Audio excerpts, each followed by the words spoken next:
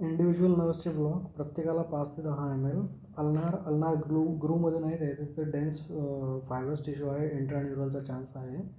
3 to 5 centimetre proximal to ulnar groove, similarly 5 to 10 ml. Fan like द्यायचं. Paraesthesia elicit करायची गरज नाही, विनाकारण इंट्रान्युरल आहे.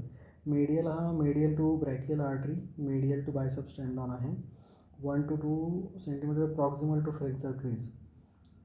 तेच 3 to 5 ml द्यायचं आहे. पॅरास्थेशिया इथे इलिसिट करू शकतो. फॅन लाईक द्या, मेडियल टू द आर्टरी. आणि तेच तुम्ही विड्रॉ करा आणि सबक्यूट द्या, तर medial cutaneous nerve of forearm होऊन जाईल. ही मेडियनची ब्रांच असावी. नंतर मग रेडियल नर्व ही इपिकॉन्डाईल आणि बायसेप टेंडॉन याच्या 2 सेंटीमीटर लॅटरल बायसेप टेंडॉनच्या बोनला हिट करून मग बाहेर येऊन 3 ते 5 ml फॅन लाईक. हे सगळे फॅन लाईक आहेत, या टिश्यूमध्ये आहेत हे. तर नंतर मग लॅटरल क्युटॅनियस हा मस्क्युलर क्युटॅनियसची ब्रांच आहे.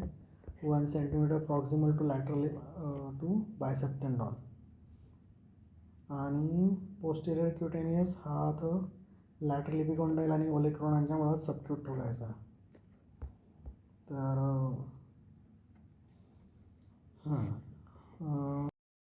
2 centimetre lateral to biceps tendon हा रेडियल झाला. Medial to bicep tendon medial nerve झाला, त्यालाच बाहेर काढून हा medial cutaneous nerve of forearm झाला. लॅटरल हा 1 centimetre proximal lateral to biceps tendon झाला.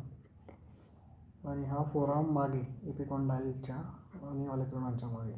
तर हे तर स्किनवाले तर काय आहे, तुम्हाला रिंग ब्लॉकच मारायचं आहे, there is nothing special, subcut मारायचं आहे.